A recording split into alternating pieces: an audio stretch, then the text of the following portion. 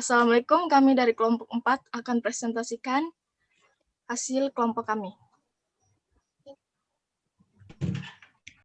Tentang pengertian penawaran, penawaran individu, dan penawaran pasar yang akan dibaca oleh Saudara Umar. Silakan. Baik, jadi saya akan menjelaskan sedikit tentang pengertian dari penawaran. Pengertian dari penawaran di sini ada dua. Yang pertama yaitu jumlah barang yang ditawarkan. Jumlah barang yang ditawarkan produsen pada berbagai tingkat harga selama satu periode tertentu. Selanjutnya, jumlah penawaran sebagai akibat adanya permintaan dan sebaliknya, sehingga antara penawaran dan permintaan tidak dapat dipisahkan. Saya kembalikan, terima kasih, saya kembalikan kepada Saudari Fadila. Umar, sekarang jenis-jenis penawaran yang akan dibaca oleh Saudari Mita. Silakan Saudari Mita. Baik, terima kasih Saudari Fadila. Di sini saya akan menjelaskan jenis-jenis penawaran. Penawaran sendiri banyak jenisnya, semua didasarkan pada opsi penjual barang. Yang pertama, ada penawaran perorangan. Penawaran perorangan ini merupakan jenis penawaran barang atau jasa yang dilakukan oleh seorang produsen atau penjual pada waktu, tempat, dan tingkat harga tertentu. Lalu yang kedua, ada penawaran pasar. Penawaran pasar ini merupakan jumlah keseluruhan dari penawaran barang atau jasa yang dilakukan oleh seorang produsen atau penjual pada waktu, tempat, dan tingkat harga tertentu. Lalu yang ketiga, ada penawaran marginal. Penawaran marginal adalah penawaran yang dilakukan oleh penjual yang bisa menjual produknya dengan harga yang sama dengan harga pasar. Di penawaran marginal ini bisa dibilang penjual yang ingin mencari untung yang standar. Nah, yang keempat, ada penawaran submarginal. Penawaran submarginal adalah penawaran yang dilakukan oleh penjual yang berani menjual produknya di bawah harga pasar. Transaksi ini hanya bisa dilakukan oleh penjual yang hanya ingin meraih untung minimal. Lalu jenis-jenis penawaran yang terakhir ada penawaran supermarginal. Penawaran supermarginal adalah penawaran yang dilakukan oleh penjual yang menjual produknya dengan harga lebih tinggi dari harga pasar. Penjual ini biasanya bertujuan untuk meraih untung penjualan yang sebanyak-banyaknya. Itulah penjelasan dari jenis-jenis penawaran. Saya kembalikan kepada Fadila. Terima kasih. Terima kasih Saudara Meta. Silakan faktor-faktor yang mempengaruhi penawaran yang akan dibaca oleh Saudari Nazara. Silakan. Terima kasih Saudari Fadila. Saya di sini akan menjelaskan faktor-faktor yang mempengaruhi penawaran, yaitu barang harga, bencana alam, biaya produksi, pajak, kebijakan pemerintah dan situasi politik, jumlah penjual dan produsen, harga barang pengganti, kemajuan teknologi, kemudian perkiraan harga di masa depan.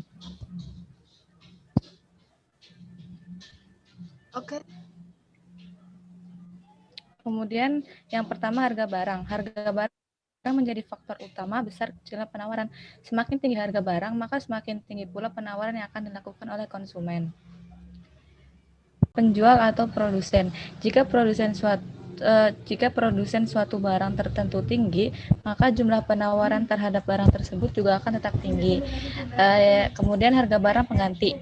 Apabila harga suatu barang meningkat, maka penawaran terhadap barang pengganti akan mengalami peningkatan karena penjual akan menawarkan barang pengganti sebagai alternatif barang utama yang mengalami kenaikan.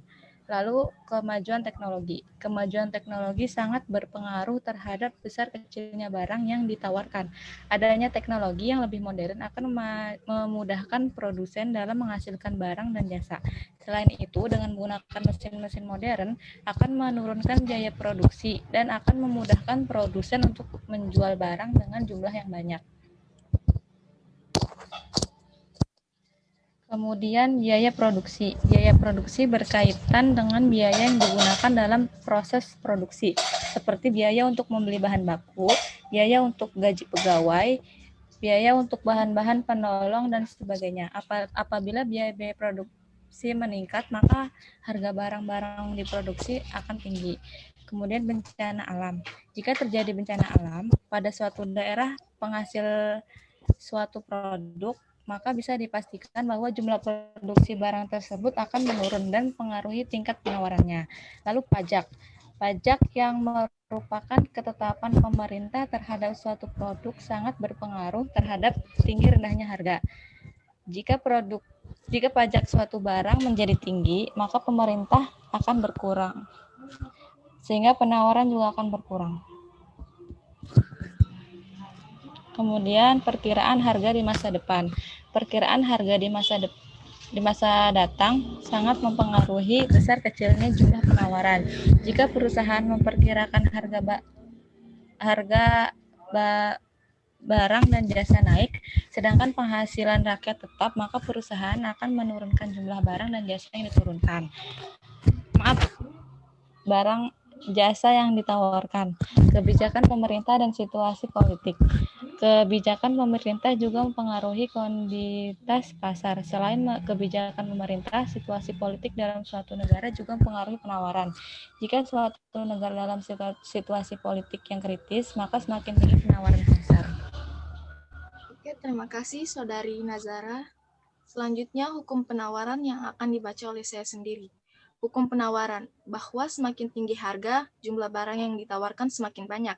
Sebaliknya, semakin rendah harga barang, jumlah barang yang ditawarkan semakin sedikit. Inilah yang disebut hukum penawaran. Penawaran hanya berlaku pada keadaan ceteris paribus. Ceteris paribus dalam penawaran adalah keadaan di mana faktor yang mempengaruhi jumlah penawaran hanyalah faktor harga, sedangkan faktor lain yang mempengaruhi dianggap tetap atau tidak berubah. Faktor yang dianggap tetap disebut diantaranya teknik produksi, harga barang lain, jumlah penjual di pasar, harga sumber, dan perkiraan harga yang akan datang.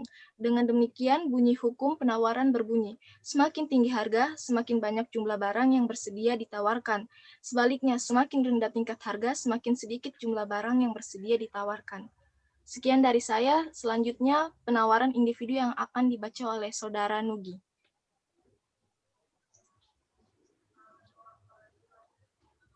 Oke, terima kasih kepada Saudari Ila. Maka saya membacakan tentang penawaran individu.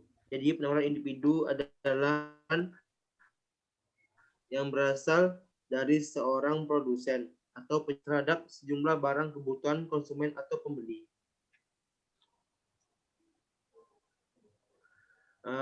Ingat saja kalau misalnya orang yang melakukan penawaran adalah orang atau lembaga yang menawar barang dan jasanya kepada konsumen, bisa berupa individu-individu, lembaga, badan usaha, pemerintah, dan lain-lain. Dengan kata lain, mereka penawaran adalah para penjual. Intisarinya adalah kalau penawaran individu, maka itu maknanya yang melakukan penawaran adalah satu orang saja. Dampak penawaran individu. Jadi penawaran individu ini tidak memiliki dasar dalam kegiatan ekonomi. Akan tetapi, permintaan pasar akan berdampak besar dalam perekonomian. Saudara-saudarilah, saya baikkan kembali.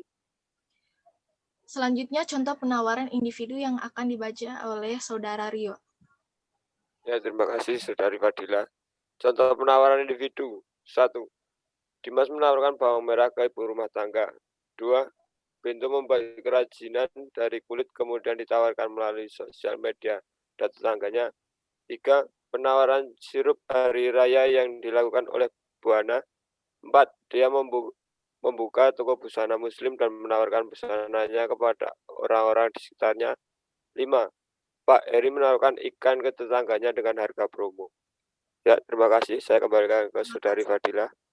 Selanjutnya penawaran pasar yang akan dibaca oleh Saudara Imam. Untuk penawaran pasar. Penawaran pasar atau pasokan pasar, market supply, adalah jumlah pasokan untuk sebuah barang dari seluruh produsen di pasar. Penawaran produsen sendiri mewakili kuantitas yang bersedia dan mampu dipasok oleh produsen dengan harga yang berbeda. Selama periode waktu tertentu, dikenal juga dengan istilah penawaran industri.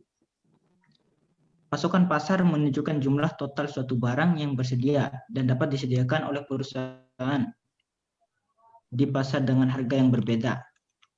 Misalnya ada dua perusahaan di pasar, perusahaan A dan perusahaan B.